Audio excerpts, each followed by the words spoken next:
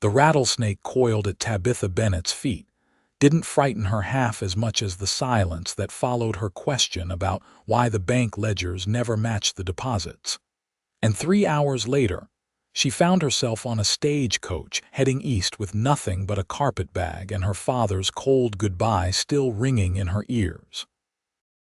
Jamestown, California had been her home for all 22 years of her life. A rough mining town carved into the Sierra Nevada foothills where gold fever still ran hot in 1878, and men made fortunes while women were expected to keep quiet and look pretty. Tabitha had never been good at either. Her mother had died bringing her into the world, leaving her to be raised by her father, Gerald Bennett, who owned the largest mercantile in town and had fingers in every profitable pie from the gold claims to the new railroad spur.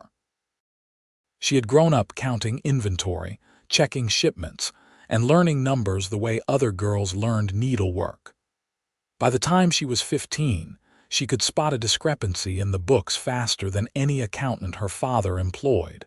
That had been the problem.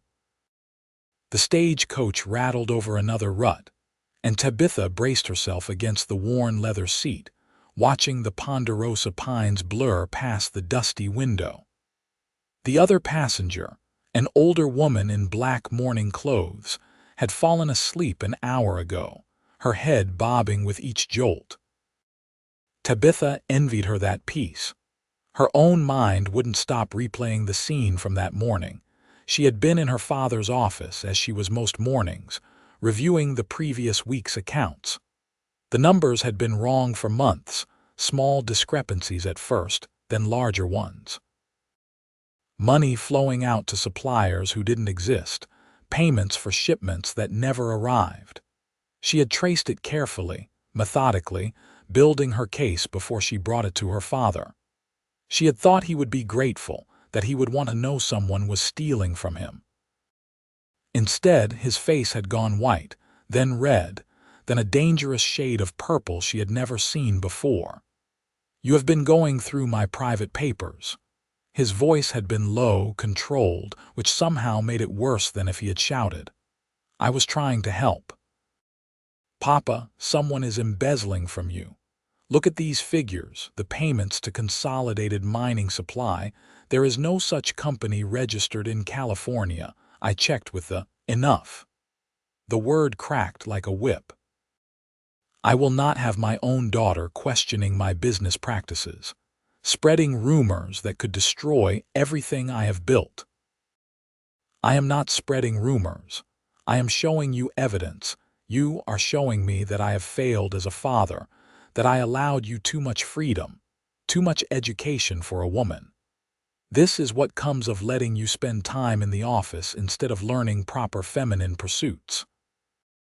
The injustice of it had stolen her breath. "Proper feminine pursuits? I have kept your books accurate for 7 years. I have caught errors that would have cost you thousands. You have overstepped your bounds, Tabitha, repeatedly. This is not the first time you have embarrassed me with your questions, your theories, your unnatural curiosity. Do you know what people say about you? That Gerald Bennett's daughter thinks she is a man, that she is unmarriageable, that she is peculiar." He had stood then, moving to the window, his back rigid. "I have made arrangements. Your Aunt Judith in Philadelphia has agreed to take you in. She runs a finishing school. 2 years under her guidance, and perhaps you can still make a decent match. Learn to hold your tongue and defer to male authority as a Christian woman should. You are sending me away because I found proof of theft. I am sending you away because you ask too many questions and cannot seem to understand your proper place in this world." The memory made her hands clench in her lap. She had argued, of course, pleaded, even threatened to go to the sheriff herself. That had been a mistake. Her father had escorted her home personally, watched while she packed a single bag, and put her on the eastbound stage before noon. He had paid her fare all the way to Philadelphia and given her $50, which she supposed was generous, considering he was banishing her for trying to save his business. Or perhaps he was paying her to keep quiet about what she had found. That thought had occurred to her somewhere around the third hour of travel, and it sat in her stomach like a stone. What if her father had known about the embezzlement? What if he was part of it? No, that made no sense. Why would he steal from himself? Unless the mercantile was just a front, and the real money was coming from somewhere else, somewhere illegal. The stagecoach lurched suddenly, hard enough to wake the woman in black, who gasped and clutched at her reticule. The driver was shouting something, his voice muffled by the wooden panels. Tabitha leaned toward the window, trying to see what had caused the stop. A man on horseback blocked the road. Not a bandit, she realized immediately. His posture was too relaxed, his hands visible and empty on the pommel of his saddle. He wore the dusty clothes of a working cowboy, dark trousers and a leather vest over a blue shirt that had seen better days.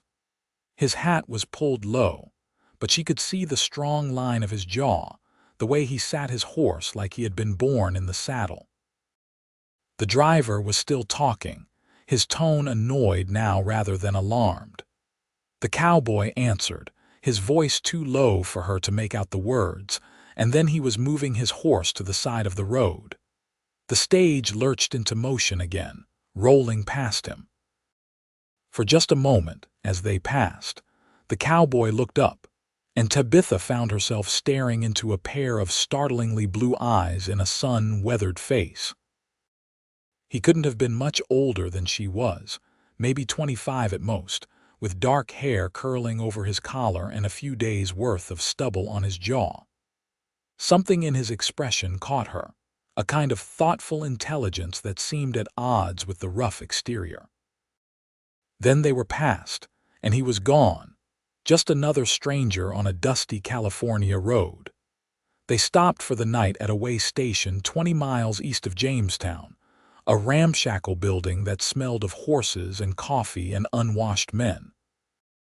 The woman in black hurried inside to secure a bed, but Tabitha lingered in the yard, stretching her cramped legs and breathing air that didn't taste of leather and dust. The sun was setting behind the mountains, painting the sky in shades of orange and gold that made her chest ache. This was her home, these mountains, this rough country where everything was still being built and nothing was quite civilized yet. The thought of Philadelphia, of cobblestone streets and rigid social rules and her aunt's finishing school, made her want to scream. "Evening, miss." She turned, startled, and found herself face to face with the cowboy from the road. Up close, he was taller than she had thought, lean and rangy in the way of men who worked outdoors. His eyes were indeed blue, a clear, startling shade like mountain sky, and they were watching her with what looked like concern. "I didn't mean to startle you," he said, reaching up to touch the brim of his hat politely. "Just wanted to make sure you were all right." "That was you in the stage this afternoon, wasn't it?" "Yes." She didn't know why her heart was beating so fast. "We are fine, thank you. The driver was skilled." "Wasn't worried about the driver." He smiled just a little, and it transformed his face, softening the hard edges. "Name's Isaac Vaughn. I work for the Double Bar Ranch, about 10 miles west of here. I saw you through the window and you looked, well, troubled, I suppose. Figured I'd check." It was such an unexpected kindness that Tabitha felt her throat tighten. "That is very thoughtful of you, Mr. Vaughn." "I am, well, I suppose I am troubled, but there is nothing to be done about it. Headed east, Philadelphia." The word tasted bitter, long way from home. "Yes." He studied her for a moment, those blue eyes uncomfortably perceptive, then seemed to come to some decision. "Listen, I know we just met, and you got no reason to trust a stranger, but if you need help, if you are running from something or someone hurt you, no one hurt me." The words came out sharper than she intended. "I am sorry, that was rude. My father is sending me away to my aunt." It is all perfectly respectable and proper and completely legal, no matter how much I might disagree with it. Sending you away for what? The question was so direct, so genuinely curious that she almost laughed. For asking too many questions. Isaac Vaughn blinked at her, then did laugh, a warm sound that seemed to surprise him as much as it did her. Well, that's a new one. Most fathers send their daughters away for asking too few questions, seems to me, or for not caring enough about the family business. Apparently, I care too much. She found herself smiling despite everything. Or care about the wrong things. He wanted me to smile and nod and let the men handle everything, and I wanted to know why the accounts didn't balance. Did they balance? No. Someone was stealing from him, thousands of dollars over the past year. I had proof, records, everything documented, and when I brought it to him, he put me on a stage to Philadelphia. Isaac's expression shifted, the easy humor fading into something more serious. That doesn't make sense. Why would a man punish his daughter for catching a thief? I have been asking myself the same question for the past 8 hours. And what answers have you come up with? No one had asked her that, not even her father. He had told her to stop thinking, stop questioning, stop trying to understand. This stranger, this cowboy she had met 5 minutes ago, was the first person to act like her thoughts might actually matter. I think either he already knew and was protecting someone, or he is involved himself, or I stumbled onto something bigger than simple embezzlement. The words came tumbling out, relief mixing with the fear she had been holding back all day. The payments were going to fake companies, but they had to be going somewhere real. You cannot just make gold disappear. Someone was receiving those shipments or those funds, and if my father was innocent, he would want to find out who. Instead, he silenced the one person who could expose the whole operation. Isaac whistled low. That's some serious thinking for 8 hours on a stagecoach. I have always been told I think too much. I have always been told I don't think enough, so maybe we balance out. He glanced toward the way station where lamplight was beginning to glow in the windows. Look, miss, I didn't catch your name. Bennett. Tabitha Bennett. Miss Bennett. I know I got no right to say this, and you are probably going to tell me to mind my own business, which would be fair enough. But seems to me like if your father is wrapped up in something illegal, the worst thing you could do is get on that stage tomorrow morning and disappear to Philadelphia, where no one will listen to you. Her heart kicked hard against her ribs. What are you suggesting? I'm suggesting that maybe you should ask a few more questions before you let yourself get shipped off to the other side of the country. And I'm suggesting that if you need someone to help you ask those questions, someone who isn't going to tell you to be quiet and act like a lady, well. He met her eyes steadily. You can ask me anything you want. The offer hung in the air between them, impossible and tempting and completely insane. She had known this man for 5 minutes. She had no reason to trust him, no evidence that he was anything more than a drifter with a kind face and pretty words. Her father would say this was exactly the kind of situation a proper young woman should flee from, alone with a strange man, contemplating defying her family's direct orders. But her father had also lied to her, dismissed her, and sent her away rather than face the truth she had uncovered. And this stranger was offering her what no one else ever had, the freedom to be curious, to question, to think. Why would you help me? She asked, needing to understand. You do not know me.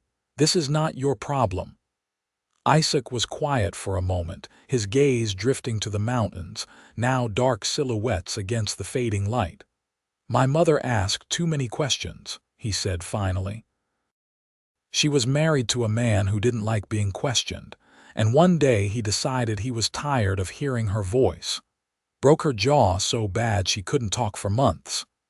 His voice was flat, controlled, but she could hear the old pain underneath. By the time it healed, she had learned to keep quiet. Spent the rest of her life nodding and agreeing and never saying what she really thought. She died 3 years ago, and I don't think she spoke more than 100 words in the last decade of her life. Tabitha's breath caught. I am so sorry. Not your fault. He looked back at her, and his eyes were fierce. But I swore at her grave that if I ever had the chance to help a woman who was being silenced, I would take it. So that's why, Miss Bennett, because my mother should have had someone stand up for her right to ask questions, and she didn't. And you do. The simple honesty of it shook something loose in her chest, some tight knot of fear and loneliness she had been carrying since that morning. This man understood. He saw her not as a problem to be solved or a reputation to be protected, but as a person with a mind worth respecting. Call me Tabitha, she said. And if you truly mean what you say, then yes. I want to know the truth about what my father is involved in. I want to find out where that money is going. And I want to know why he was willing to send me away rather than let me help him. Isaac's smile was slow and warm, crinkling the corners of his eyes. All right then, Tabitha. Let's get you some dinner and a decent night's sleep, and tomorrow we will head back to Jamestown and start asking questions. Won't the stage be leaving in the morning? The stage will leave with whoever is on it. You won't be. The simplicity of it made her laugh, giddy with relief and terror and something that might have been hope. She was 22 years old, and for the first time in her life, she was making a choice that was entirely her own.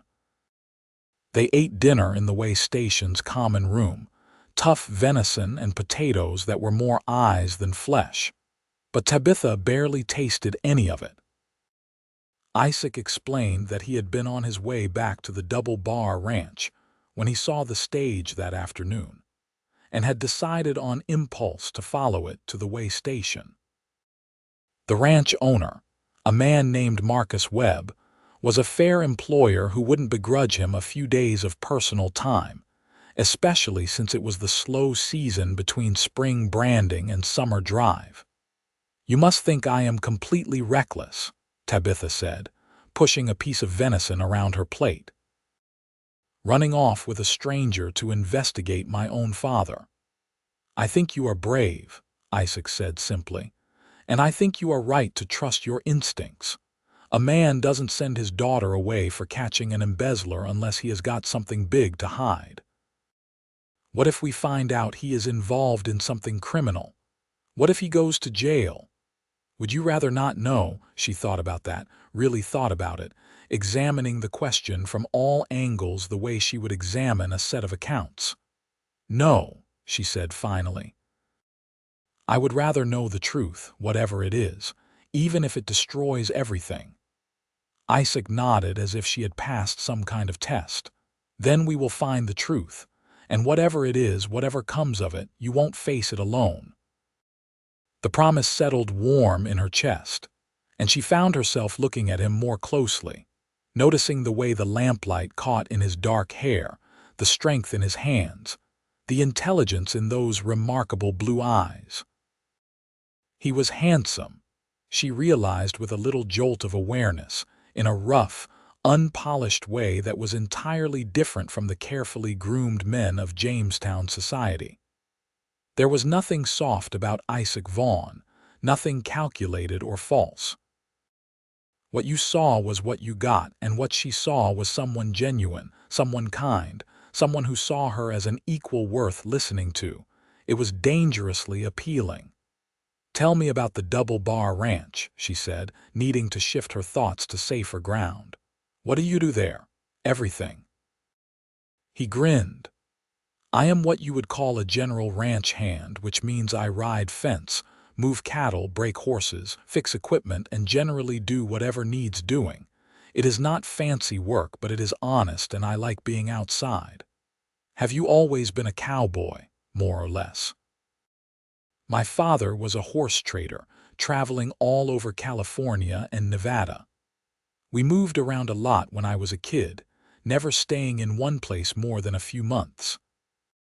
After my mother died, I couldn't stand being around him anymore, so I hired on with the double bar and have been there for 3 years now. Do you like it? The ranch life, most days. He leaned back in his chair, considering. It is hard work and it doesn't pay much, but there is something satisfying about it. You see the results of your labor, you know. You fix a fence and the cattle stay where they are supposed to. You gentle a horse and it becomes a good working animal. Everything is direct, cause and effect.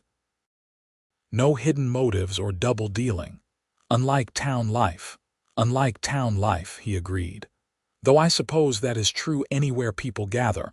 Get enough humans in one place and they start scheming. Tabitha laughed. That is a rather cynical view. Is it wrong? No, she admitted. Unfortunately, it seems quite accurate, based on recent events. They talked until the lamps began to gutter, easy conversation that ranged from the serious to the absurd. Isaac told her about the time he had tried to shoe a particularly stubborn mule and ended up in the water trough. And she told him about the traveling theater troupe that had come through Jamestown and performed Hamlet with only 3 actors, and a very confused dog playing all the parts. It felt natural, comfortable in a way that made her realize how few real conversations she had in her life. Most of her interactions in Jamestown were careful, calculated things, where she had to watch every word to avoid giving offense or seeming too forward or asking those dreaded questions that made men uncomfortable. With Isaac, she could just talk. He listened like her words mattered, asked follow-up questions, challenged her when he disagreed but respected her right to her opinion. It was intoxicating. The woman in black appeared in the doorway, giving Tabitha a pointed look. The rooms are this way, dear. You will want to claim a bed before they are all taken. Reluctantly, Tabitha stood, suddenly aware of how improper it was to be sitting alone with a man in a public room, deep in conversation like they were old friends instead of strangers. I should go. Isaac stood as well, his manners as natural as breathing. I will be here in the morning. We will get some supplies and head back to Jamestown, see what we can find out. Thank you, Isaac. Thank you. Nothing to thank me for yet. We have not actually accomplished anything. You listened, she said quietly. You took me seriously. That is worth more than you might think. His expression softened, and for a moment she thought he might say something important, something that would acknowledge the strange connection that seemed to be building between them. But then he just touched his hat and smiled. Good night, Tabitha. Sleep well. She didn't sleep well. The bed was lumpy and the room smelled of mice, and her mind wouldn't stop racing through possibilities and plans, and the memory of blue eyes watching her with genuine interest. She kept thinking about her father, about the years she had spent working beside him, learning the business, believing they were partners in building something successful. How much of that had been a lie? When had he stopped seeing her as a valuable asset and started seeing her as a problem to be managed, and what was she going to do when they got back to Jamestown? Her father had made it clear she was not welcome. He had the law on his side, the social power, the respect of the community. She was just a woman who asked too many questions, and Isaac was just a ranch hand with no family connections or influence. What made them think they could challenge a man like Gerald Bennett and uncover the truth he was so desperate to hide? But the alternative was getting on that stage, going to Philadelphia, spending 2 years learning to be quiet and obedient, and marrying some man who would expect her to be decorative and silent for the rest of her life. When she thought about it that way, the choice became clear. Even if she failed, even if her father's anger destroyed any chance of reconciliation, at least she would have tried. At least she would know she had fought for herself, and she wouldn't be fighting alone. The thought of Isaac, of his steady presence and unexpected kindness, warmed something in her that had been cold since her mother's death. She barely knew him, but something in her recognized something in him, a kindred spirit who understood what it meant to be dismissed and underestimated. He had looked at her and seen a person worth helping, worth believing in, and that mattered more than she could put into words. When dawn came, gray and cool through the tiny window, Tabitha rose and dressed quickly in the same travel-worn clothes from yesterday. She had one other dress in her carpetbag, a slightly nicer one intended for Philadelphia society. But it seemed ridiculous to worry about fashion when she was about to throw away every rule of proper behavior and ride back to Jamestown with a cowboy to investigate her own father. Isaac was waiting in the yard when she came out, 2 horses saddled and ready. He looked up at her approach and his smile was like sunrise. "Morning, did you sleep?" "Not much." "You, same, spent most of the night figuring out where to start." He helped her mount, his hand steadying her as she settled awkwardly into the saddle. She had ridden before, of course, but always side saddle and always with a proper escort. This was different, astride like a man, her skirts rucked up to show her boots and stockings in a way that would scandalize every woman in Jamestown. She found she didn't care. They rode west as the sun climbed behind them, turning the dusty road golden. Isaac set an easy pace, clearly conscious of her limited riding experience, and they talked as they went. He explained his theory that the embezzlement was likely connected to the gold claims, since that was where the real money was in this part of California. If someone was siphoning off funds from the mercantile, they would need a way to hide it, and what better way than to mix it in with the chaotic, often poorly documented world of mining operations. "My father doesn't own any claims directly," Tabitha said, thinking it through. "But he extends credit to miners, takes percentages of their yields as repayment. He also buys raw gold and resells it through San Francisco dealers. So if he was taking gold that was supposed to go to San Francisco and selling it somewhere else, that would explain the missing funds. Possibly. But why create fake companies? Why make the embezzlement so obvious in the books?" Isaac frowned, clearly puzzling it through. Maybe because he needed a paper trail for something else. Or maybe someone else is doing the embezzling and your father is just incompetent at catching it. "My father is many things, but incompetent is not one of them." Then we are back to him being involved, which means we need to figure out who his partners are and what they are really doing. They stopped at noon by a creek to water the horses and eat the supplies Isaac had purchased at the way station. Hard bread and cheese and apples that were more tart than sweet. Tabitha sat on a fallen log, watching the water ripple over smooth stones, and felt the strangest sense of peace despite everything.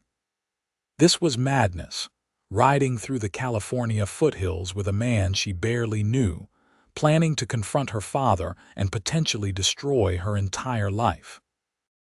But it was her madness, her choice, and that made all the difference. "Can I ask you something?" Isaac said, settling beside her on the log. "I thought that was my line. You did say I could ask you anything," he laughed. "Fair point, but I am curious. You said you have been keeping your father's books for 7 years. That means you started when you were, what, 15? "Yes. Most girls at 15 are learning to dance and flirt and plan their debuts. You were doing accounting. Most girls at 15 have mothers to teach them those things. I had a father who needed help in his business and no patience for teaching me things he considered frivolous." She picked at the bread, not really hungry. "After my mother died, he threw himself into work. The mercantile became his entire life, and since I was there, I became part of it. I think he forgot sometimes that I was a daughter and not a business partner. Until you actually acted like a business partner and pointed out problems." "Exactly." She looked at him, finding understanding in his face. It was fine when I was following orders, keeping the books the way he told me, not questioning his decisions. But the moment I showed independent thought, the moment I suggested he might be wrong about something, I became a problem instead of an asset. That's not fair to you. Fairness has nothing to do with it, I suspect. Women are not supposed to be business partners. We are supposed to be managed, protected, kept safely in our proper sphere.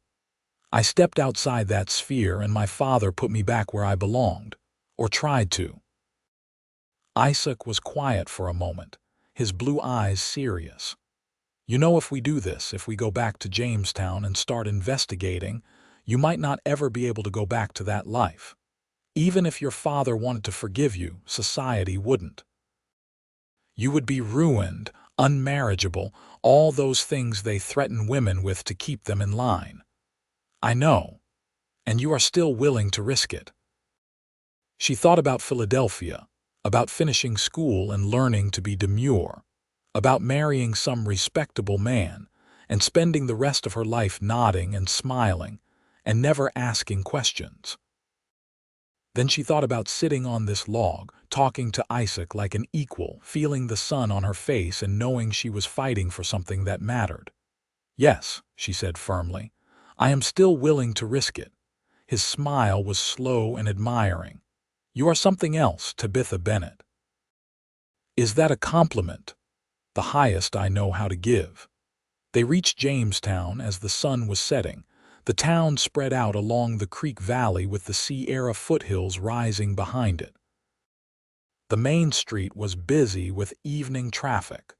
Miners coming in from the claims, families finishing their shopping, the saloons beginning to fill with men seeking entertainment and escape. Tabitha had lived here her entire life, but seeing it now from horseback beside Isaac, she felt like a stranger returning to a foreign land. Where should we start? She asked, keeping her voice low as they rode past the mercantile. The windows were lit, and she could see her father's distinctive silhouette moving inside. A complex tangle of emotions hit her at the sight. Love and anger and betrayal and grief all mixed together until she couldn't separate one from another. Not there, Isaac said, following her gaze. We need information before we confront him directly. Is there someone in town you trust? Someone who might know about your father's business dealings, but wouldn't be loyal enough to run straight to him with news that you are back? Tabitha thought through the possibilities, discarding names one after another. Her father employed a dozen people at the mercantile, but most of them depended on him for their livelihood and wouldn't risk their positions. The other merchants in town were business associates, friendly enough but not confidants. The miners her father dealt with were transient, here today and gone tomorrow as the claims played out or new strikes drew them elsewhere. Martha Cooper, she said finally. She runs the boarding house on 2nd Street. She has been in Jamestown since the beginning, knows everyone's business, and she never liked my father much, said he was too proud and too quick to judge others. Sounds perfect. Will she talk to you? I think so. She always seemed to like me, even if she thought my father was raising me wrong. They stabled the horses at the livery, and Isaac paid for their care over the owner's curious looks.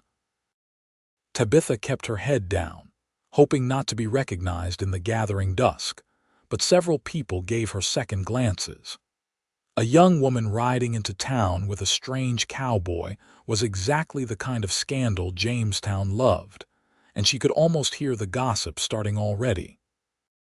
Martha Cooper's boarding house was a neat, 2-story building with whitewashed walls and flower boxes in the windows.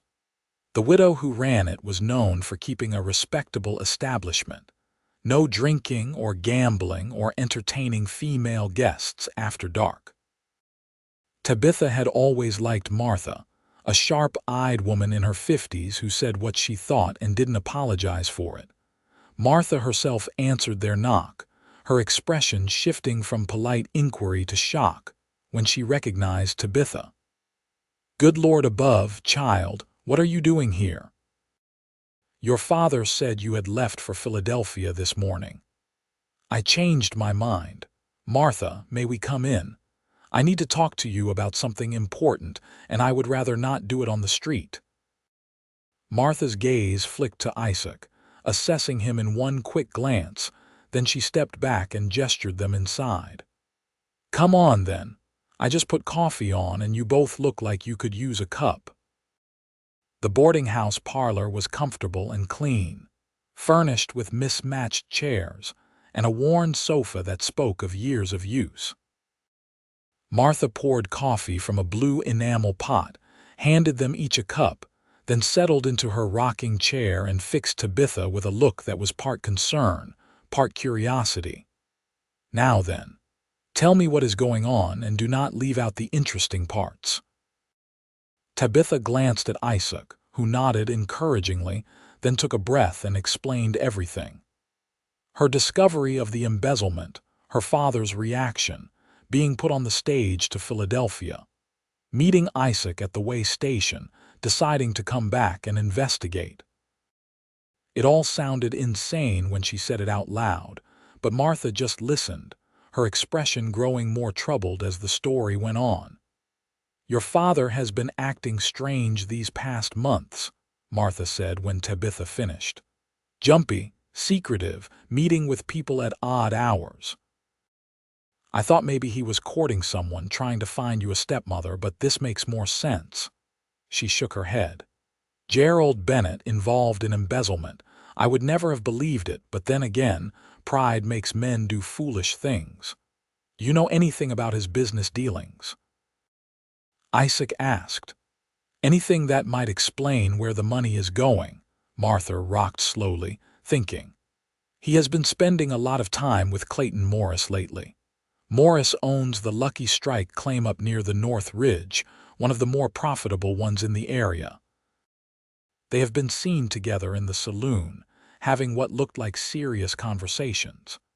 Tabitha knew Morris slightly, a loud, florid man who had struck gold 2 years ago and spent his money as fast as he made it. "What would my father want with Morris?" "The Lucky Strike is successful, but Morris is a terrible businessman. He is always in debt despite having a productive claim." "Maybe that is the point," Isaac said slowly. "If Morris is bad with money, he might be easy to manipulate. Your father extends him credit, takes a percentage of the gold yield, and on paper everything looks legitimate. But if the gold Morris is turning over is less than what he is actually producing, and your father is selling the difference through fake companies, then it looks like embezzlement in the mercantile books, but it is actually a partnership to hide gold sales and avoid taxes or fees," Tabitha finished, her mind racing through the implications. "Morris gets to keep more of his gold, my father gets a cut, and the territorial government never knows the Lucky Strike is more profitable than the official records show." Martha whistled low. "That is clever. Illegal, but clever. The territorial mining taxes are steep enough that plenty of claim owners would jump at a chance to hide their yields." "It is also fraud," Tabitha said. "If they are caught, they could go to prison." "Which is why your father couldn't have you poking around in the books, asking questions about where the money was going," Isaac said. "You were close to exposing the whole scheme." The pieces were falling into place, and Tabitha felt sick with the knowledge. Her father wasn't just embezzling from his own business. He was helping miners defraud the government, taking his share of the profits and hiding it through a maze of fake companies and falsified records. How many other claim owners was he working with? How much money had he stolen over the years? "We need proof," she said, forcing her voice to stay steady. "We cannot just accuse him based on speculation. We need documents, records, something that proves the connection between the mercantile's missing funds and the Lucky Strike's hidden gold." "Morris keeps an office at the claim," Martha offered. "Just a shack, really, but he has a safe there where he keeps his paperwork. If there is any documentation of the arrangement with your father, that is where it would be. Then that is where we need to look." Tabitha met Isaac's eyes, saw the concern there. "I know it is risky. If we are caught, it will be worse than just asking questions. It will be breaking and entering, theft. It will be getting evidence of a crime," Isaac corrected. "And you won't be doing it alone. We go together, tonight before anyone realizes you are back in town. Get the proof, bring it to the sheriff, let the law handle the rest. Sheriff Dawson plays cards with my father every Thursday. I am not sure he will be eager to arrest his friend. Then we take it to the territorial marshal in Sonora," Isaac said firmly. "But one way or another we bring this to light. Your father silenced you once. We are not going to let him do it again." The determination in his voice sent warmth through her chest, and she found herself smiling despite the fear. "You are very confident for someone who has known me less than 24 hours. I am a good judge of character, and my character judgment says you are worth fighting for." Martha cleared her throat, a knowing look on her face. "Well, I can see you two have this well in hand. I will say this, Tabitha. Your father made a mistake sending you away. He should have known you would come back fighting." "I had help," Tabitha said, glancing at Isaac. "I could not have done this alone." "Maybe not, but you were brave enough to accept help when it was offered, and that takes its own kind of courage." Martha stood, moving to a desk in the corner. "Now, if you are going to go sneaking around the Lucky Strike tonight, you will need supplies. I have a lantern you can borrow, and I think my late husband's dark coat is still in the attic. It will help you blend in." They spent the next hour planning, Martha providing details about the layout of the claim and the best route to approach without being seen. The Lucky Strike was about 3 miles outside of town, accessible by a narrow trail that wound up into the foothills. Morris kept 2 workers on site, but they usually retired to the bunkhouse by 9 o'clock, leaving the main office unguarded. The safe was an old model, Martha said, and if Tabitha was as good with numbers as she claimed, she might be able to work out the combination. "Morris is not clever enough to use anything random," Martha explained. "Try his birthday, or the date he filed his claim, or some other significant number he would remember." As they prepared to leave, Martha caught Tabitha's hand, her grip surprisingly strong. "Be careful, child. Your father is a proud man, and proud men do desperate things when cornered. If he realizes what you are doing, there is no telling how he might react." "I know." Tabitha squeezed back, grateful for the concern. "Thank you, Martha, for everything. Just promise me you will come back safe, and bring this young man with you," she added, winking at Isaac. "I like him. He has good eyes." They slipped out of town as full darkness fell, following the trail Martha had described. The moon was half full, providing just enough light to see by, and Isaac led the way with the confidence of someone who had spent years navigating wilderness in the dark. Tabitha followed close behind, her heart pounding with a mixture of fear and exhilaration. This was really happening. She was sneaking through the California night to break into a mining office and gather evidence against her own father. 6 months ago, the most daring thing she had done was wear a dress with a slightly lower neckline than was strictly proper. Now she was committing crimes in pursuit of truth. It should have terrified her. Instead, she felt more alive than she had in years. The Lucky Strike claim was marked by the usual detritus of mining operations. Piles of tailings, the skeleton of a sluice box, equipment scattered around a central clearing. The office was exactly where Martha had said it would be, a small wooden structure with a single window and a sturdy door. Light showed in the bunkhouse 50 yards away, but there was no movement, no sound except the night wind through the pines. "Wait here," Isaac whispered. "Let me make sure no one is around." He moved like a shadow, circling the office, checking the bunkhouse, returning after a few minutes with a nod. "We are clear. The door is locked, but it is just a simple latch. I can get it open." He was as good as his word, producing a knife and working it into the gap between door and frame until something clicked. The door swung open with a creak that sounded deafening in the quiet night, and Tabitha held her breath, waiting for shouts of alarm. Nothing came. Inside, the office was cramped and cluttered, dominated by a large desk and the promised safe in the corner. Isaac lit the lantern, keeping the flame low, and Tabitha went straight to the safe. It was old, as Martha had said, with a simple combination lock and no visible maker's mark. "How long do you need?" Isaac asked, positioning himself by the window to keep watch. "I do not know. I have never cracked a safe before. Now is a great time to learn." Despite the tension, she almost laughed. She knelt in front of the safe, running her fingers over the dial, feeling for any clues.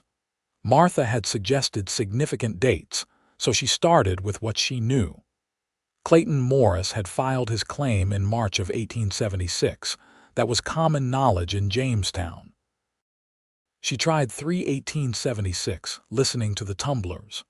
Nothing. She tried variations, different orders, adding and subtracting numbers. The minutes ticked by, and sweat began to gather on her palms despite the cool night air. What if she couldn't open it? What if they had come all this way for nothing? "Someone is coming," Isaac hissed suddenly. "From the bunkhouse." Tabitha's hands froze on the dial. "How many?" "Just one, I think. Probably going to the outhouse, but if he sees the light, give me 30 more seconds." She forced herself to think, to focus past the panic. Morris was not a clever man, Martha had said. He would use something obvious, something easy to remember. His birthday. She didn't know it. The date he struck gold. That would be recorded in the territorial office, not something she could guess. Wait, the name of the claim. Lucky Strike. Some miners were superstitious about their claim names, used the numbers as codes. L was the 12th letter, U was the 21st. She tried 1221. Nothing. "Tabitha, we need to go." "Lucky." 7 was a lucky number, wasn't it? She tried 777, and the lock clicked open. "Got it." She pulled the safe door open, revealing stacks of papers and a small cloth bag that clinked with the sound of gold. She grabbed the papers, shoving them into her coat pockets without looking, then grabbed the bag as well. If it was gold, it might serve as evidence. "Now." Isaac extinguished the lantern, plunging them into darkness. He grabbed her hand, pulling her toward the door. They slipped out just as a figure emerged from the bunkhouse, silhouetted against the lamplight. The man was walking away from them, toward the outhouse, but if he turned around, if he looked back, they ran. Tabitha had never run so fast in her life, her skirts tangling around her legs, branches whipping her face as they plunged into the trees. Behind them, someone shouted, and then another voice joined in. They had been seen. "This way," Isaac gasped, pulling her off the trail and into rougher country. They scrambled over rocks, slid down a scree slope, splashed through a creek.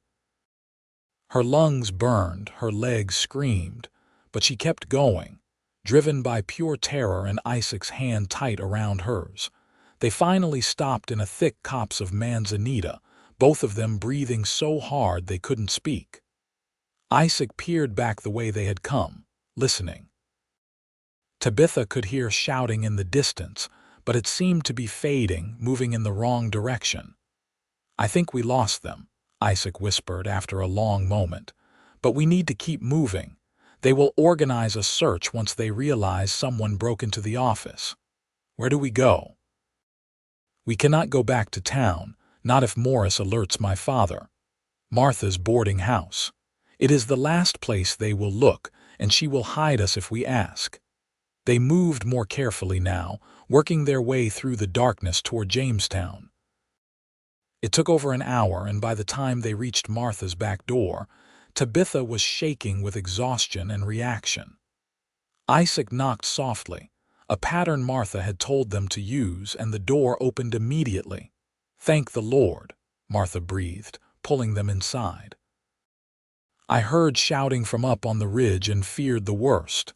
Did you get it? We got something." Tabitha pulled the papers from her pockets, spreading them on the kitchen table. "I have not had a chance to look at them yet." The three of them bent over the documents, and Tabitha felt her stomach sink as she read. They were ledgers, similar to the ones she had been keeping at the mercantile, but these showed the true yield from the lucky strike. Column after column of figures, dates, and amounts, all carefully recorded. And beside each entry, a second number showing what had been officially reported and what had been held back. "This is it," she said, her voice shaking. "This is proof that Morris was underreporting his yield, and look here." She pointed to a series of notations in the margin. "GB, 30%. That's my father. He was taking 30% of the hidden gold as his fee for helping Morris avoid the taxes." Isaac whistled low. "How much are we talking about?"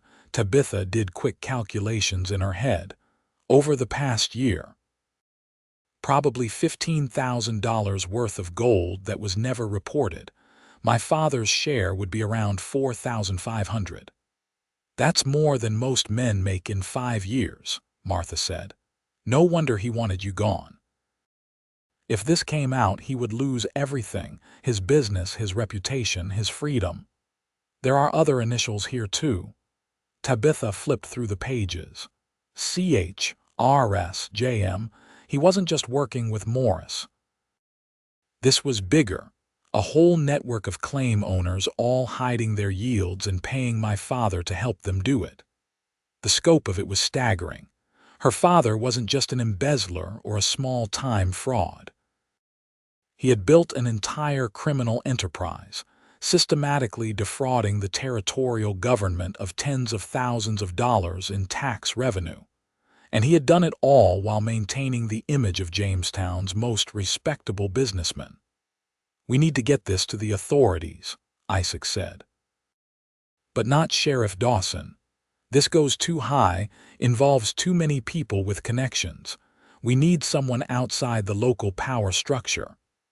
"The territorial marshal in Sonora," Martha agreed. "But that is a hard day's ride, and once Morris realizes his safe was robbed, he will come straight to your father. They will be looking for you everywhere." "Then we leave tonight." Tabitha gathered the papers, her hands steadier now that she had a plan. "We ride to Sonora, turn over the evidence, and let the law handle the rest. Both of you." Martha looked between them. "Tabitha, you understand what this means. If you do this, your father will be arrested. You will be responsible for putting him in prison." The words hit like a physical blow, but Tabitha didn't flinch. "He was responsible for trying to silence me, for sending me away rather than face the truth. I did not make him into a criminal. I am just refusing to protect him from the consequences of his choices." Martha nodded slowly. "You are braver than I gave you credit for, child. All right, take my horses. They are faster than the livery nags, and you will need speed. I will tell anyone who asks that I have not seen you." "Martha, they might think you are involved. Let them think what they like. I have been running this boarding house for 20 years, and I know where all the bodies are buried in this town. No one is going to come after me without getting a lot of ugly truths thrown back in their faces." She moved to a cupboard, pulling out a sack. "Here, food for the journey. And take this." She pressed a small pistol into Isaac's hand. "Just in case." Isaac checked the weapon, nodded his thanks. "We will come back as soon as we can, and we will clear your name, make sure everyone knows you helped us for the right reasons. Don't worry about me. Just get that evidence to the marshal before anyone can destroy it." They left within the hour, riding Martha's horses through the darkness toward Sonora. The route was treacherous at night, winding through foothills and crossing creeks swollen with spring snowmelt, but they didn't dare wait for daylight. Every hour they delayed was another hour for Morris to warn Gerald Bennett, for the conspirators to destroy evidence or flee. Tabitha had never been so tired in her life, but she kept going, kept urging her horse forward, kept her eyes on Isaac's back ahead of her. He rode like he had been born in the saddle, and she found herself trusting him completely, trusting that he knew where he was going, that he would keep them safe, that he meant every promise he had made. Dawn found them halfway to Sonora, and they stopped to rest the horses and eat some of Martha's bread and cheese. They were in wild country now, far from any settlement, surrounded by pines and granite outcroppings that glowed pink in the early light. It should have been beautiful, but Tabitha could barely appreciate it, too exhausted and worried to focus on anything except the next mile. "How are you holding up?" Isaac asked, settling beside her on a fallen log. "I am not entirely sure. Ask me again when this is over." He smiled, but his eyes were serious. "You know what happens next, right? Once we turn over this evidence, once the marshal starts arresting people, your life in Jamestown is over. Even if your father doesn't go to prison, even if he somehow avoids prosecution, you will be the daughter who betrayed him. No one will forgive that, I know. So what will you do? Where will you go?" It was the question she had been avoiding thinking about because the answer terrified her. She had no money except the $50 her father had given her, no skills except bookkeeping, no prospects for employment in a world that didn't hire women for anything except teaching or domestic service. She would be alone, untethered, with nothing but her principles and her stubbornness to sustain her. "I do not know," she admitted, "but I will figure something out. I always do." Isaac was quiet for a moment, seeming to wrestle with something internal. Then he said, "You could come to the double bar. Marcus Webb is always looking for help, and he is not particular about who he hires as long as they work hard. You could keep books, manage supplies, all the things you already know how to do. It would not be fancy and it would not pay much, but it would be honest work." She turned to look at him, surprised. "You would do that? Vouch for me to your employer after knowing me for 2 days?" "I would vouch for you after knowing you for 2 hours," he said simply. "You are smart, capable, and honest. Those are qualities Marcus values, and—" He hesitated, then plunged ahead. "And I would like you to stay. In the area, I mean. I know we just met, and I have got no right to say this, but I like you, Tabitha. I like talking to you, working with you.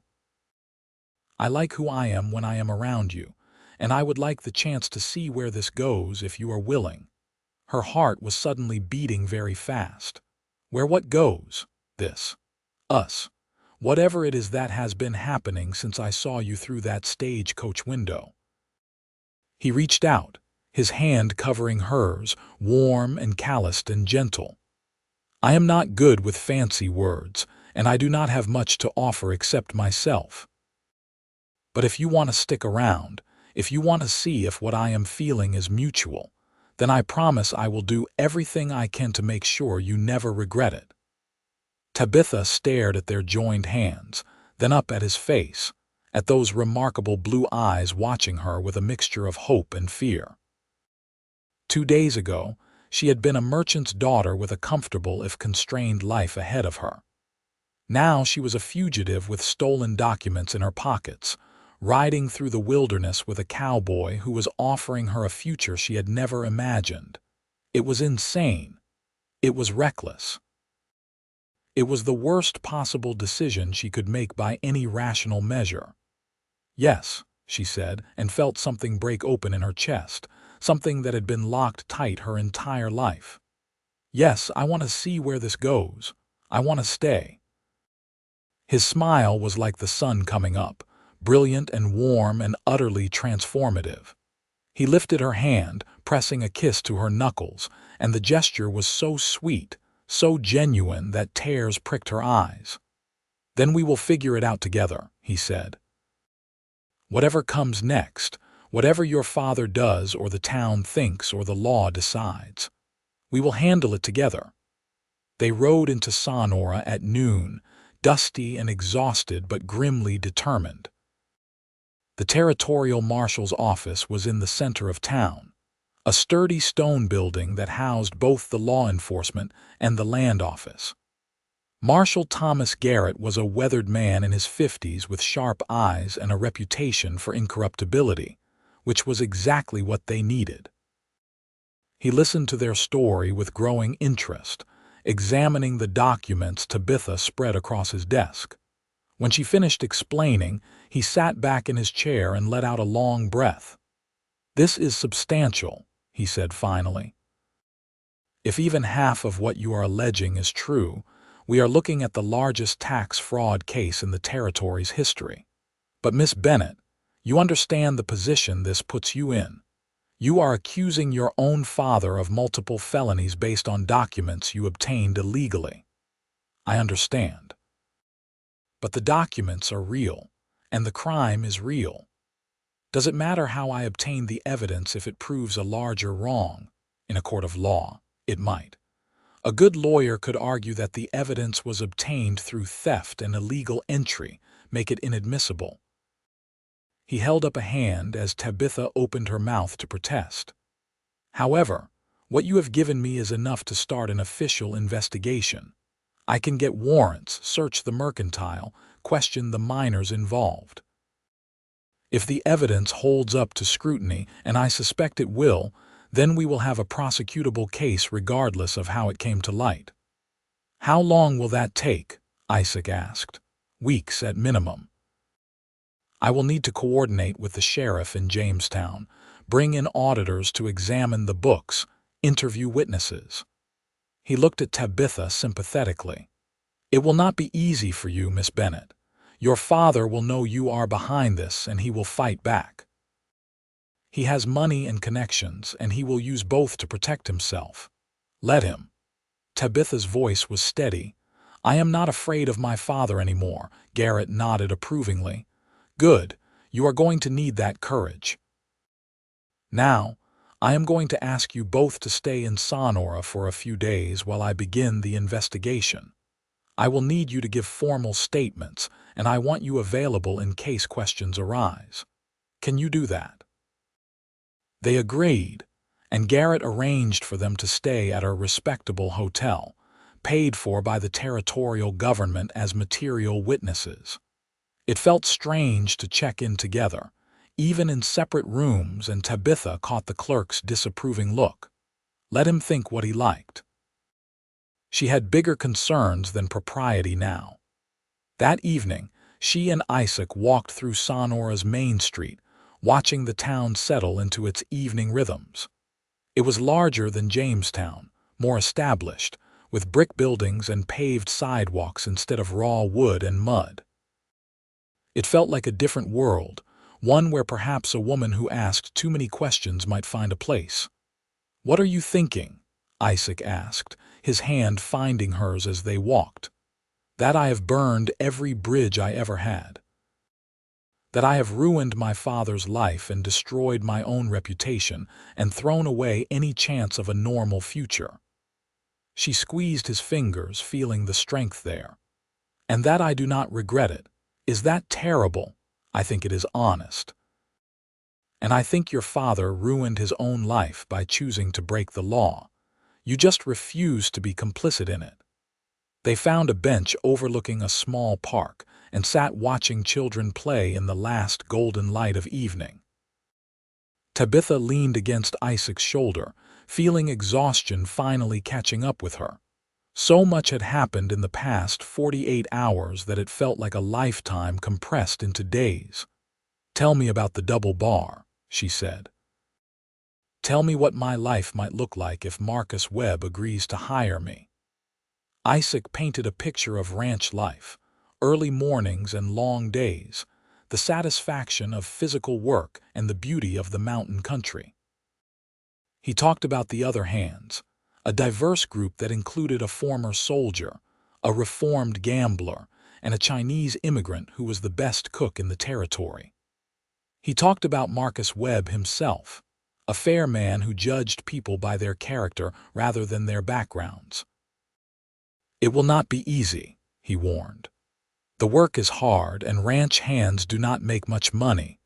You would be living in a bunkhouse or maybe a small cabin if we can find one, cooking your own meals, hauling your own water. It is about as far from merchant's daughter life as you can get." "Good," Tabitha said, surprising herself with the vehemence of it. "I am tired of that life, tired of pretending to be something I am not. I want to work, really work, and see the results of my labor. I want to be valued for what I can do, not dismissed because of what I am." "Then you will fit right in." He hesitated, then added quietly, "And you would be near me if that matters." "It matters." She lifted her head to look at him, seeing the vulnerability in his face. "Isaac, I need you to understand something. I am not looking for someone to rescue me or take care of me. I can take care of myself, I always have. But I would like someone to stand beside me, to be my partner in whatever comes next, and I think you might be that person." His smile was slow and tender. "I think I might be too." He kissed her then, soft and sweet, and Tabitha felt the last of her fear melt away. This was right. He was right. Whatever happened with her father, whatever consequences came from her choices, she would face them with Isaac beside her, and that made all the difference. The investigation unfolded exactly as Marshal Garrett had predicted. Within a week, he had descended on Jamestown with a team of deputies and auditors, armed with warrants and determination. Tabitha heard about it secondhand through a telegram from Martha, who reported that the town was in an uproar. Gerald Bennett had been arrested along with Clayton Morris and 4 other claim owners, all charged with tax fraud and conspiracy. The mercantile had been seized as evidence, its books impounded for review. "Your father is claiming he was coerced," Martha's telegram read. "Says Morris and the others threatened him, forced him to help hide their gold. No one believes him." Sheriff Dawson tried to intervene, but Marshal Garrett told him to step aside or face charges himself for obstruction. "It is all anyone can talk about. Hope you are safe wherever you are." Tabitha read the telegram 3 times, trying to sort through her feelings. Relief that the truth was coming out. Grief for the father she had thought she knew, who apparently had never existed. Anger at his attempts to paint himself as a victim. And underneath it all, a deep, aching sadness for what might have been if he had just listened to her, if he had valued her mind as much as her obedience. "He is going to prison," she told Isaac that night as they sat in the hotel dining room. "Even if he fights it, even if he hires the best lawyers in California, the evidence is too strong. He will be convicted." "How do you feel about that?" "I do not know. Is it wrong that I am not sorry?" "No." Isaac reached across the table, his hand covering hers. "You did not make him into a criminal. He made that choice himself, over and over, every time he helped a miner hide gold, every time he falsified a record. And when you discovered it, he chose to silence you rather than make it right. You are not responsible for his consequences. He is." She knew he was right, but it still hurt. For all his faults, Gerald Bennett was still her father, the man who had raised her, taught her numbers, given her a place in his business. That man was gone now, replaced by a stranger who had valued money over integrity and control over honesty. "I will never understand why he did it," she said. "He was already successful, already wealthy by Jamestown standards. Why risk everything for more? Some men are never satisfied. They always want more money, more power, more control. And they convince themselves they deserve it, that the rules do not apply to them." Isaac's expression was sad. "My father was like that, always chasing the next deal, the next fortune. It destroyed him in the end, destroyed his relationships with everyone who cared about him. I swore I would never be like that. You are not. Tabitha squeezed his hand, certain of it. You are honest and kind, and you value people more than profit. You are nothing like your father, just as I am nothing like mine. 2 weeks after turning over the evidence, Marshal Garrett told them they were free to leave Sonora. The investigation was progressing well, with more evidence being uncovered every day. Gerald Bennett and his co-conspirators would face trial in 3 months, and Tabitha would be called as a witness, but until then she could go where she pleased. "Are you ready?" Isaac asked as they packed their few belongings. "To face whatever comes next?" "No, but I am going to do it anyway." They rode west toward the Double Bar Ranch, taking their time, enjoying the journey through country that was bursting into full spring bloom. Wildflowers carpeted the meadows, and the creeks ran high and clear with snowmelt.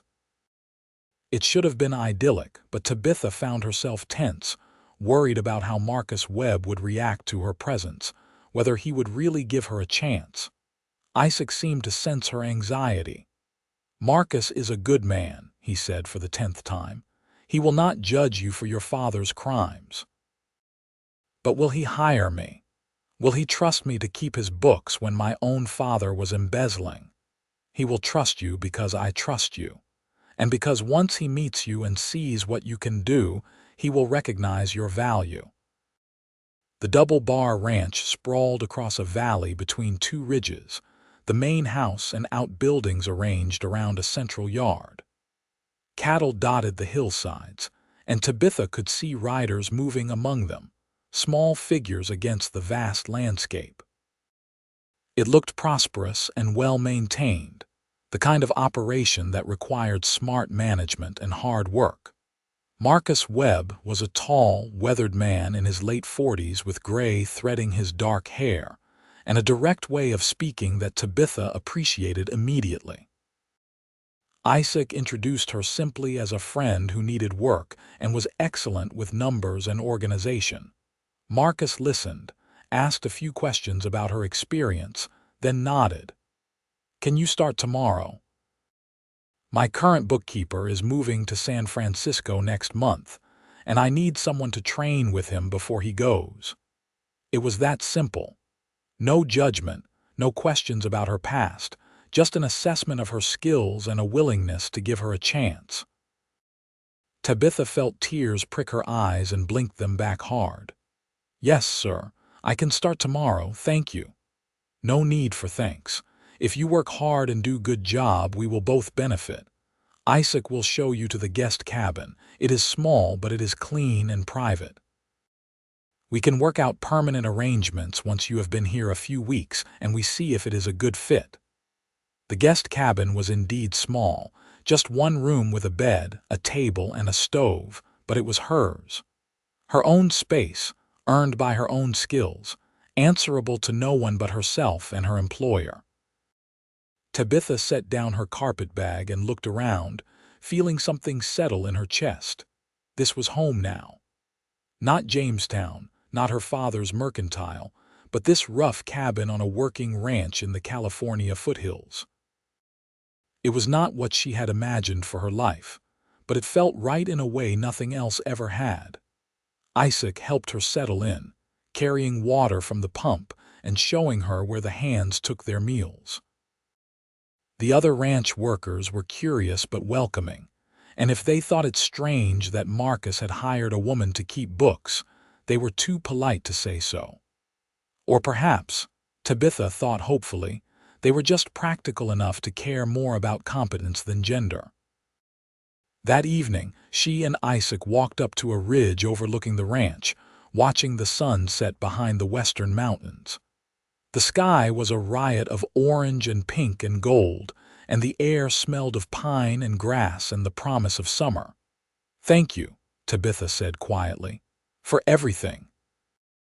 For listening to me that first night, for helping me investigate, for offering me this chance. I could not have done any of it without you." "You could have," Isaac said. "You are stronger than you know, but I am glad you did not have to do it alone." She leaned into his side, feeling his arm come around her shoulders. They fit together well, she thought, balanced in a way that felt natural and right. He gave her strength without trying to control her, supported her without diminishing her, believed in her without needing proof. It was so different from every other relationship she had known, built on respect and equality instead of hierarchy and obedience. "I am falling in love with you," she said, the words slipping out before she could think better of them. "I know it is too soon and we barely know each other, but I need you to know that. You changed my life, Isaac Vaughn. You saw me when everyone else wanted me invisible, and you gave me the courage to fight for myself." He was quiet for a long moment, and she felt a flutter of panic. Had she said too much, too soon? Was she scaring him away?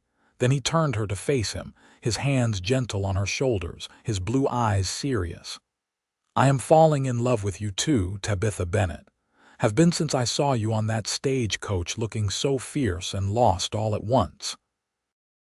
I do not know what the future holds, and I cannot promise you riches or an easy life. But I can promise you honesty, partnership, and every bit of love I have got to give. If that is enough." "It is everything," she whispered and kissed him. The months that followed were the hardest and happiest of Tabitha's life.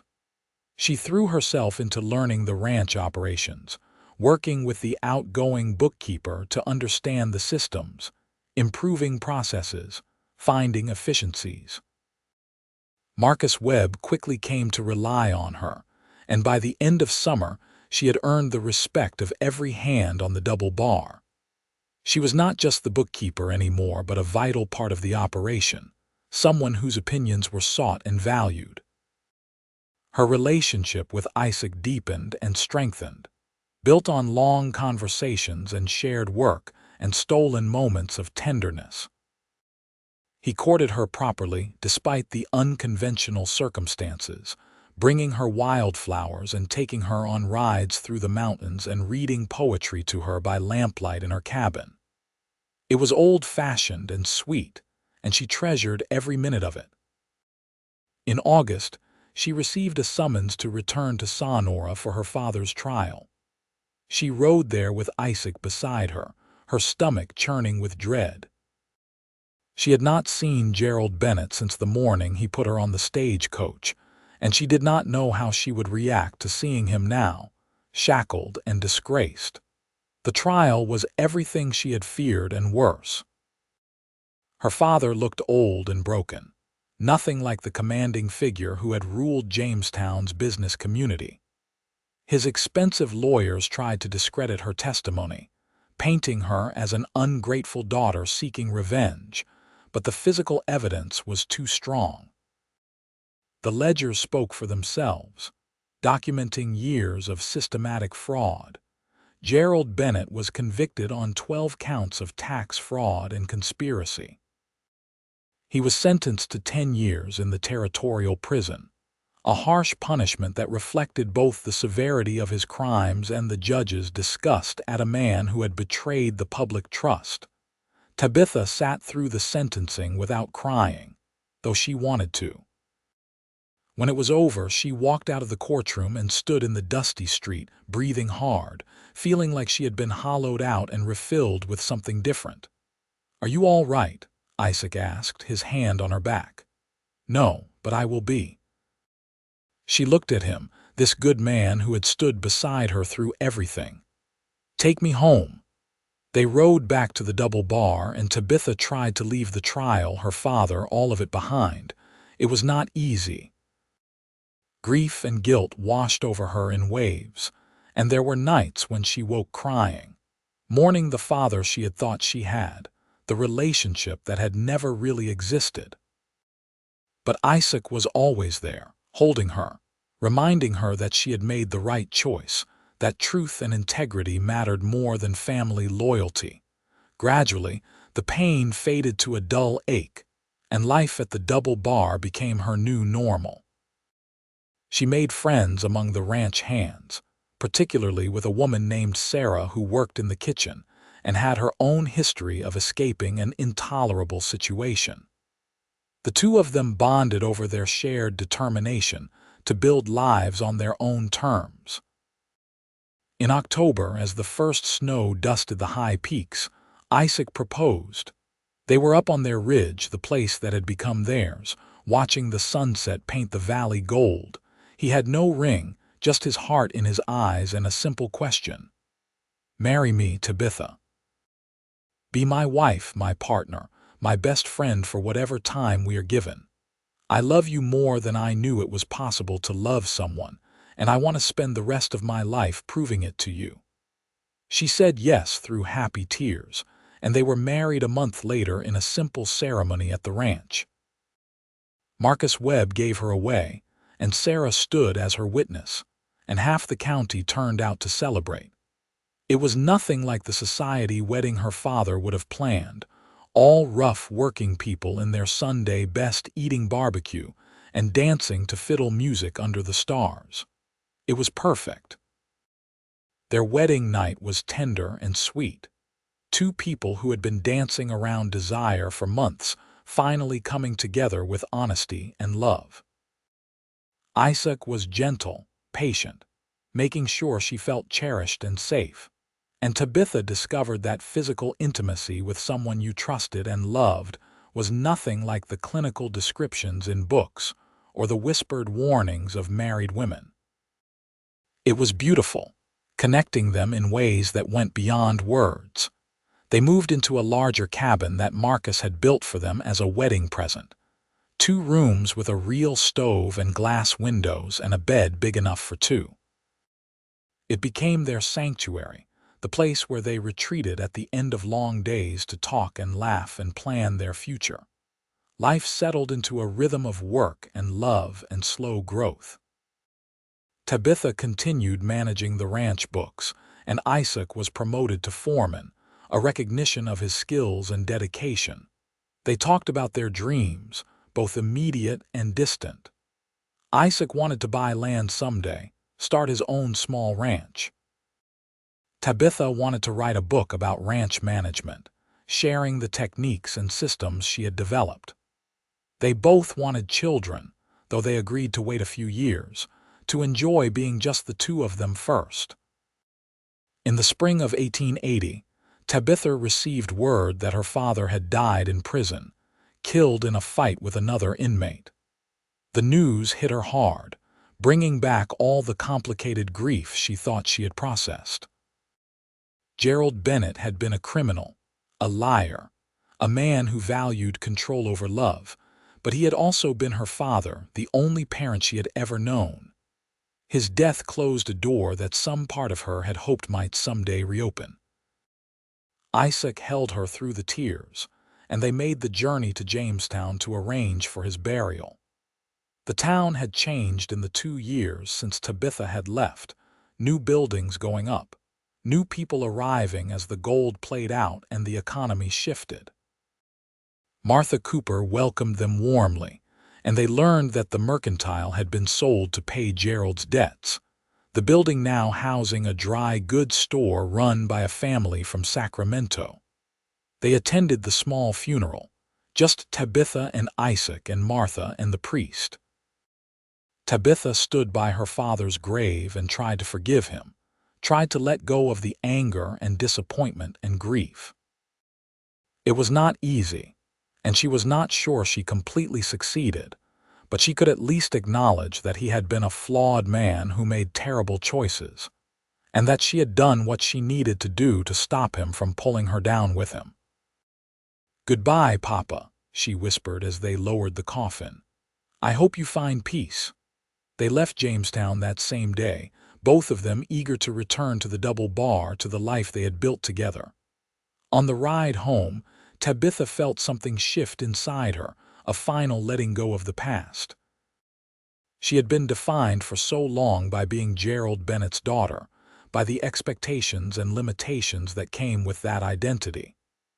Now she was simply Tabitha Vaughn, ranch bookkeeper, beloved wife, woman who asked questions and demanded answers and refused to be silenced. It was a good identity, one she had earned through courage and integrity and hard choices. She wore it proudly. The years that followed were good ones, full of growth and joy and deepening love. The Double Bar prospered under Marcus Webb's management and Tabitha's careful bookkeeping, becoming one of the most successful ranches in the territory. Isaac proved to be an excellent foreman, respected by the hands and trusted completely by Marcus. The ranch became known as a place that gave people second chances, where your past mattered less than your character and your willingness to work hard. In 1882, Tabitha gave birth to their first child, a son they named Thomas after the marshal who had believed her when it mattered most. Isaac was a devoted father, patient and loving, determined to be everything his own father had not been. Watching him with their baby, Tabitha fell in love with him all over again, seeing new depths to the man she had married.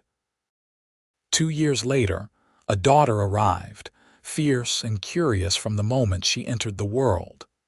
They named her Martha, after the woman who had sheltered them when they needed it most. Martha Cooper had died the previous year, leaving her boarding house to charity and a small sum of money to Tabitha with a note that said simply, "For asking the right questions." Tabitha used the money to publish her book on ranch management, a practical guide drawn from years of experience. It sold modestly but steadily, mostly to ranchers and homesteaders looking for proven techniques. She was proud of it, proof that a woman's knowledge and experience had value, that her questions and observations mattered. Life was not always easy. There were hard winters and dry summers, cattle lost to disease and accidents that left scars. Isaac broke his leg in a fall from a horse and spent 6 weeks recuperating, frustrated and restless. Tabitha had a miscarriage between Thomas and Martha that left her heartbroken.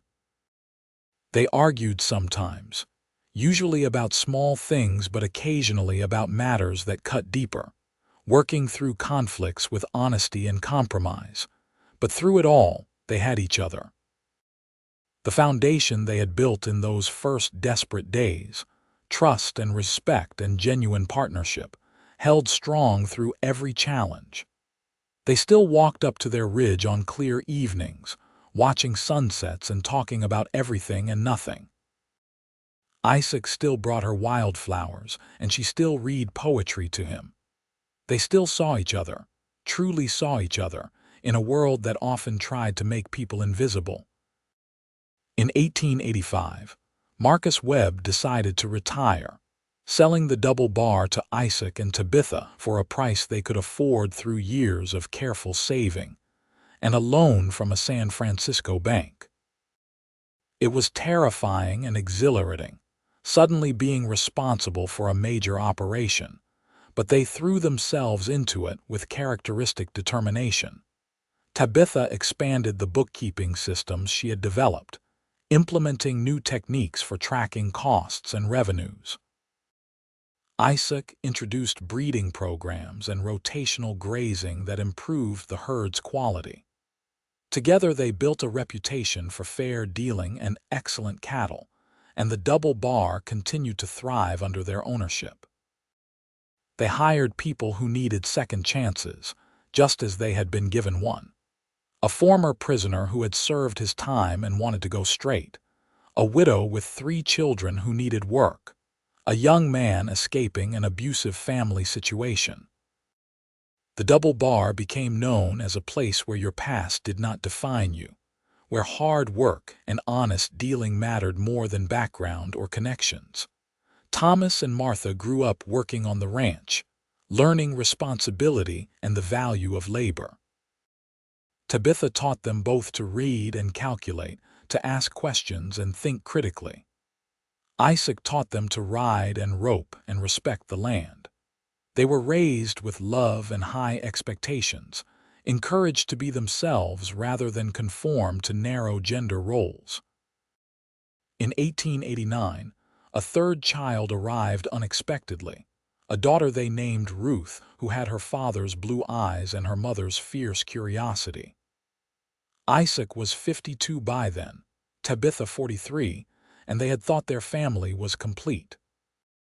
But Ruth brought new joy and energy to the household, a surprise blessing that reminded them life still had wonders to offer. As the 1890s progressed, California changed around them.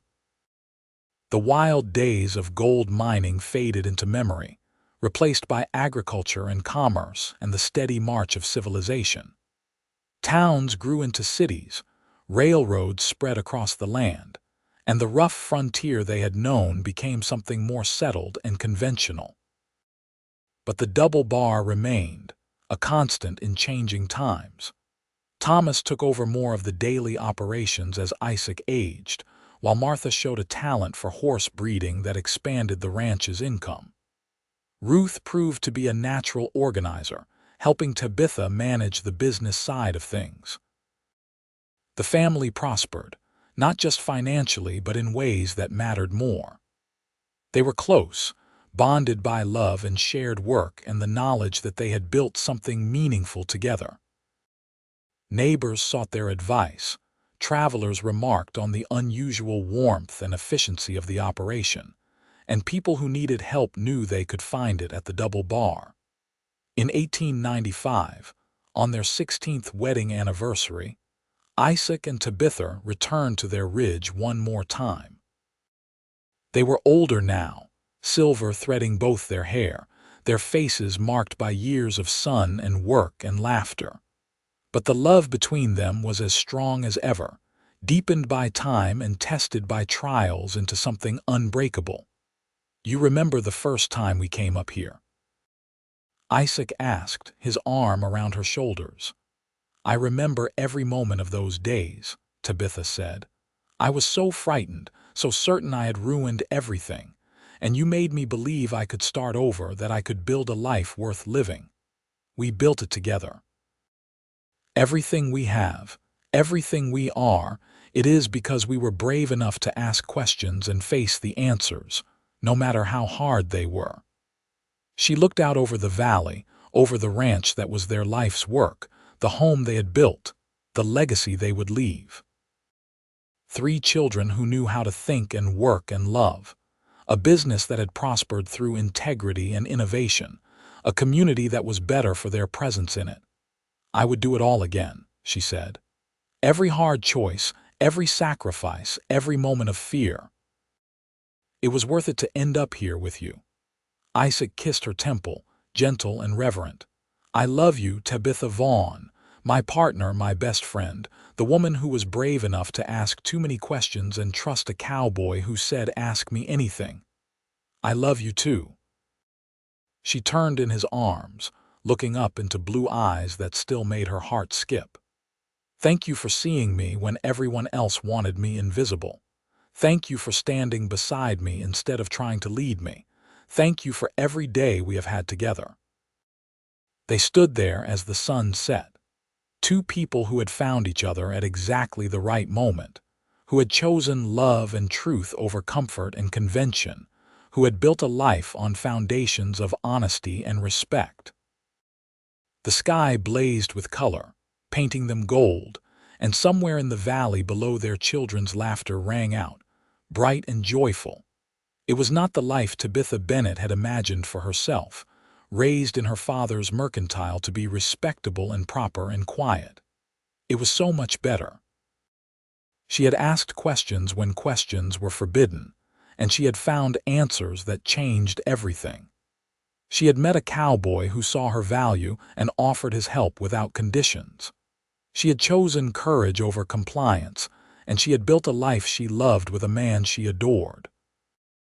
The world had tried to silence her, but she had refused to be quiet.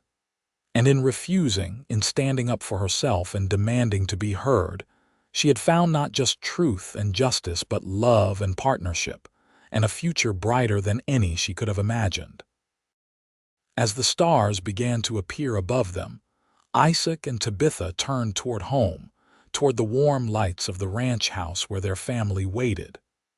They walked down the hill together, hand in hand as they had been for 16 years, ready for whatever came next.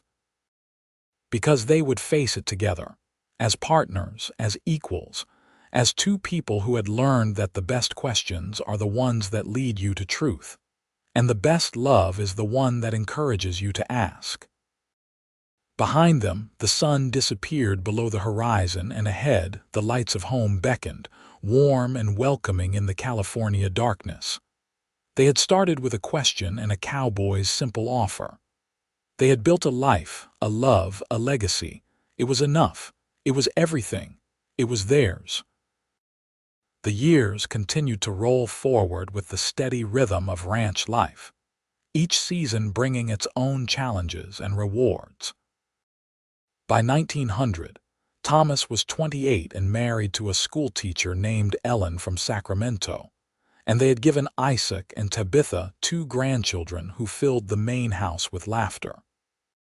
Martha, 26, had married a horse trader she met at a stock show, and they operated a successful breeding program in partnership with the Double Bar. Ruth, 11, was growing into a serious, thoughtful girl who spent hours in the ranch office with Tabitha, learning the business from the ground up. Isaac, now 63, had slowed down somewhat, his joints stiff on cold mornings and his energy not what it once was.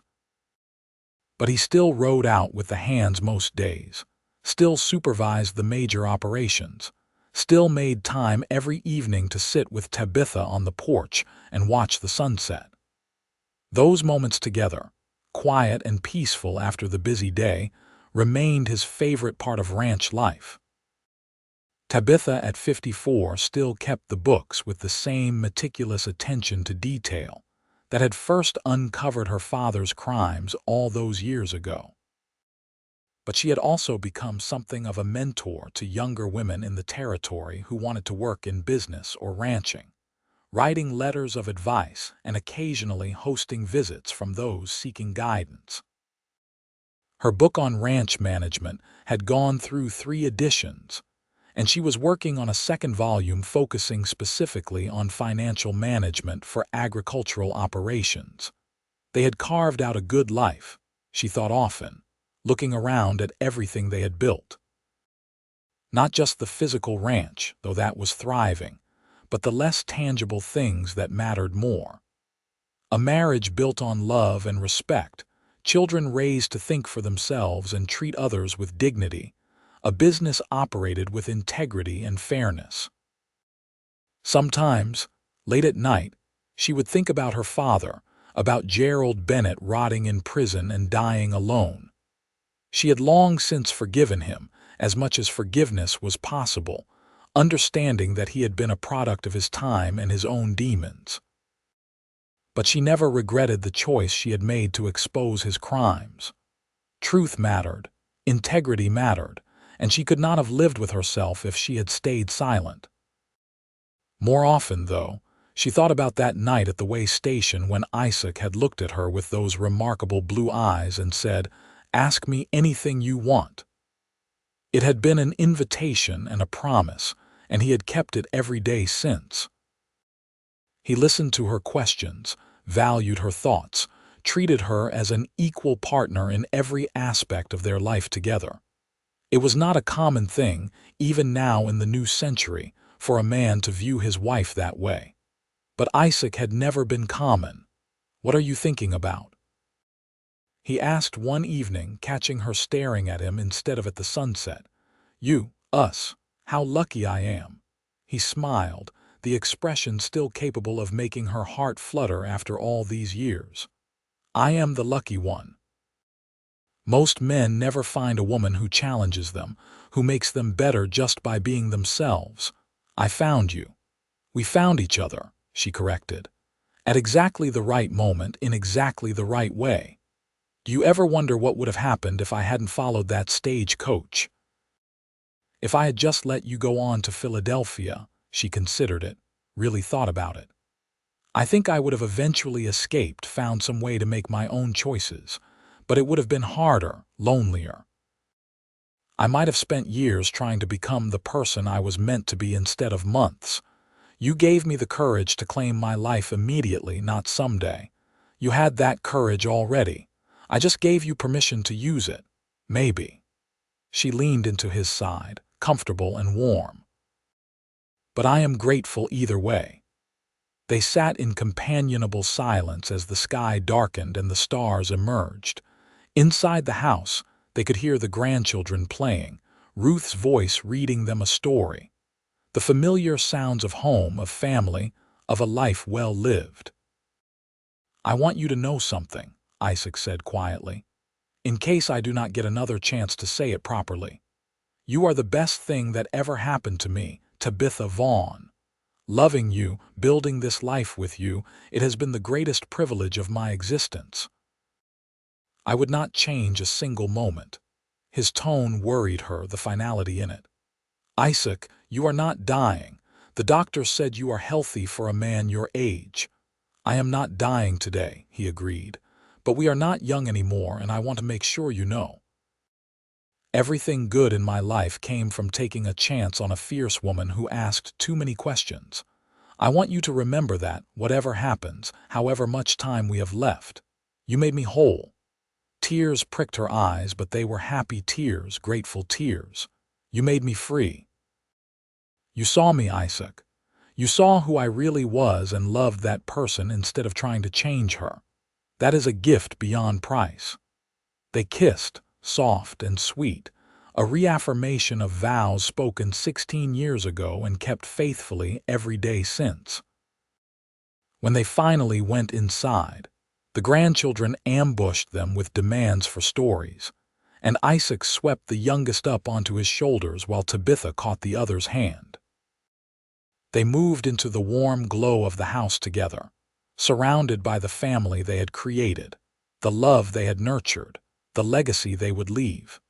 In 1903, Marcus Webb died peacefully in his sleep in San Francisco, where he had retired to be near his daughter.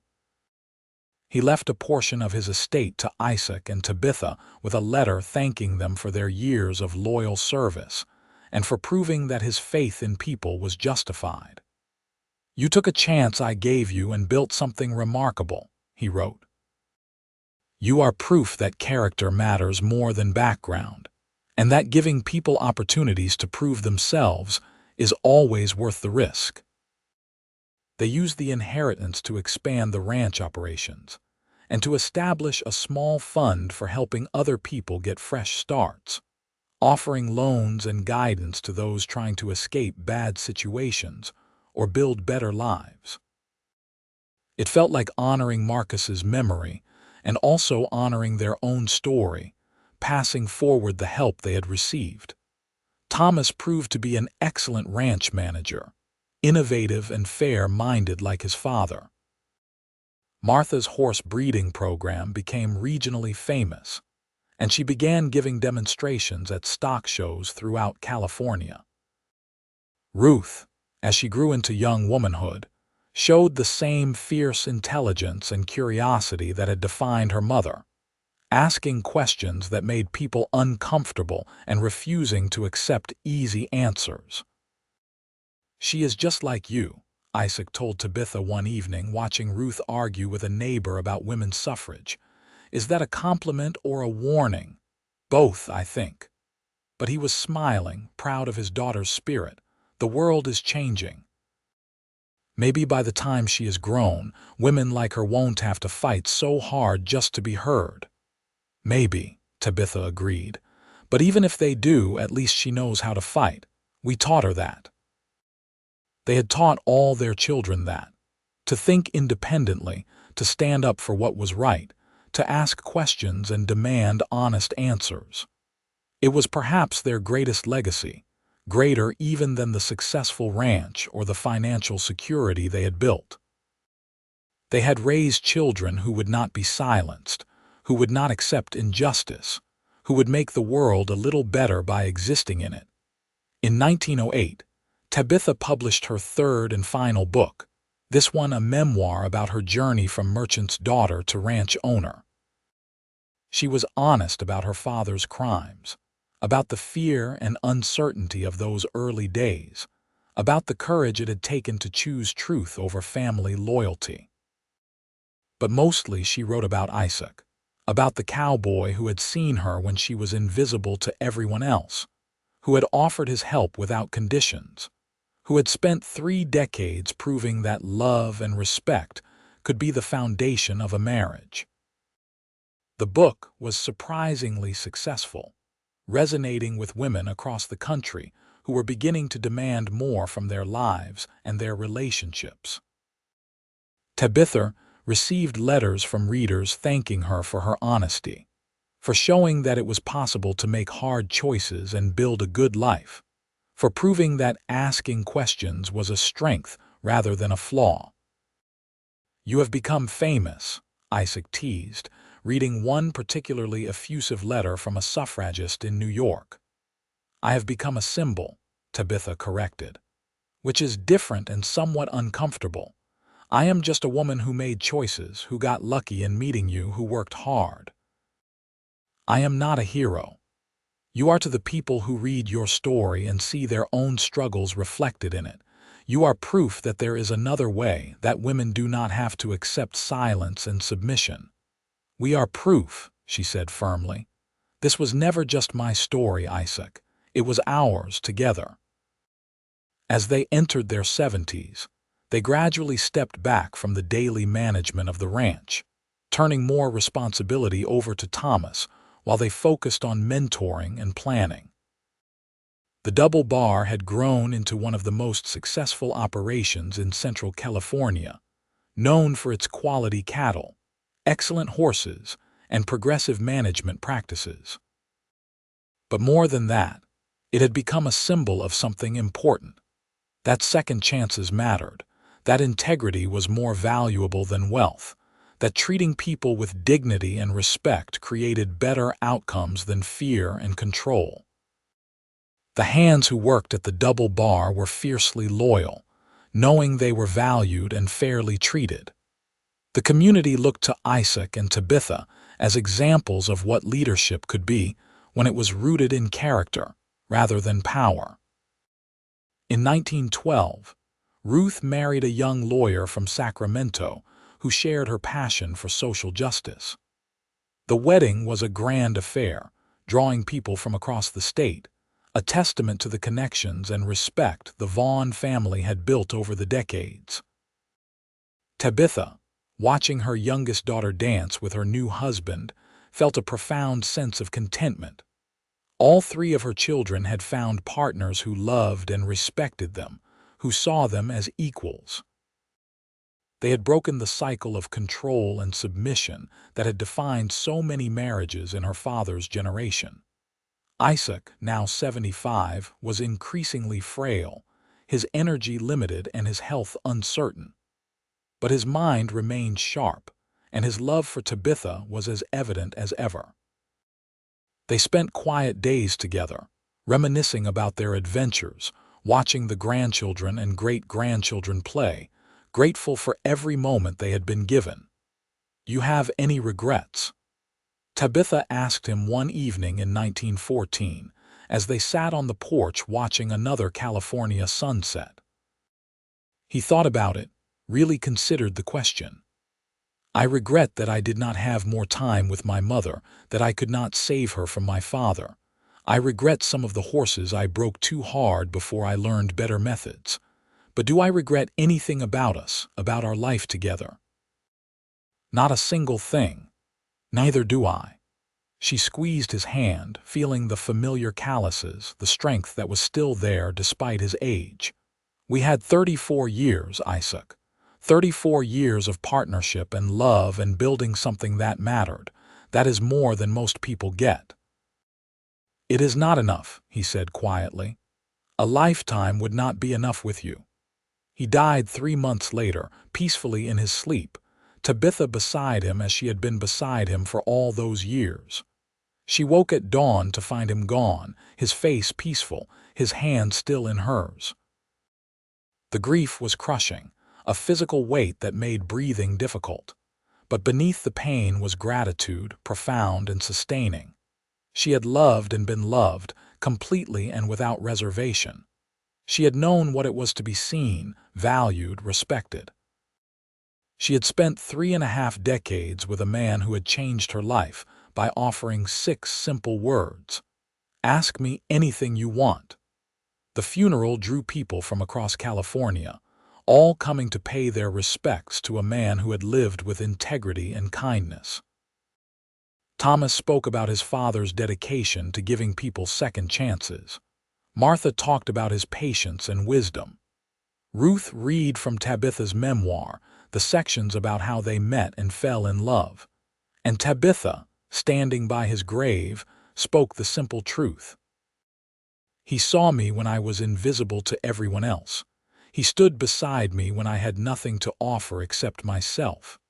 He loved me, not for what I could do for him or how I made him look, but for who I was. That is the measure of Isaac Vaughn. He made the world better by seeing the value in people others dismissed. I am who I am because he gave me permission to ask questions and demand answers. I only wish I could have had more time to thank him."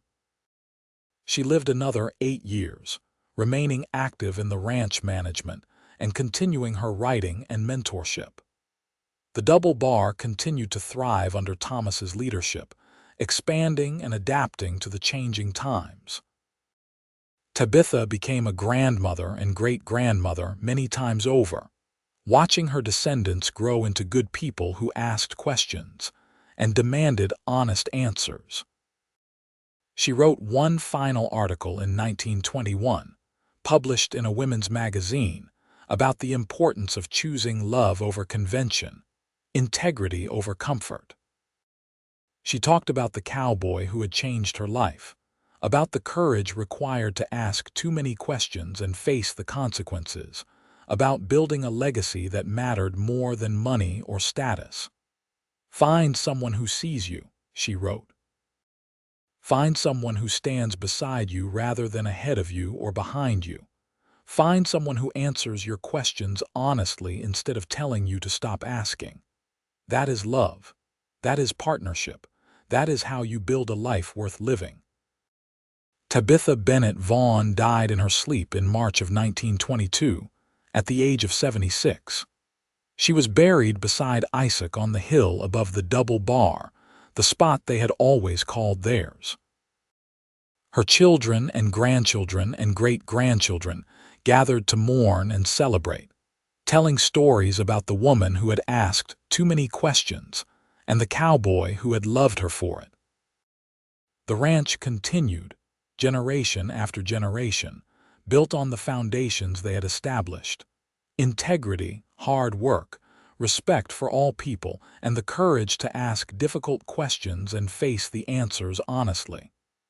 The Double Bar became more than just a successful operation.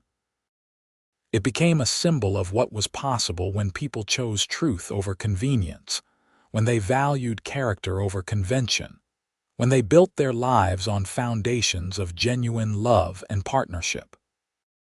And on the hill above it all, 2 graves stood side by side, marked by simple stones that bore their names and the dates of their lives, and one final inscription that Thomas had chosen. She asked questions. He gave her answers. Together they found love. It was their story, complete and true and finally at rest. A merchant's daughter who refused to be silenced and a cowboy who saw her value. A meeting at a way station that changed 2 lives. A choice to fight for truth instead of accepting comfortable lies. A partnership built on respect and equality that lasted a lifetime. They had taken a chance on each other when the world said they should not. They had built something remarkable from courage and honesty and genuine love. And in doing so, they had proved that asking too many questions was not a flaw to be corrected, but a strength to be celebrated. And that the best love stories are the ones where both people are brave enough to be themselves. The sun set over the Double Bar, painting the valley in shades of gold and orange, and the ranch went on season after season, year after year, a living legacy to 2 people who had dared to ask questions and build their answers into a life worth living.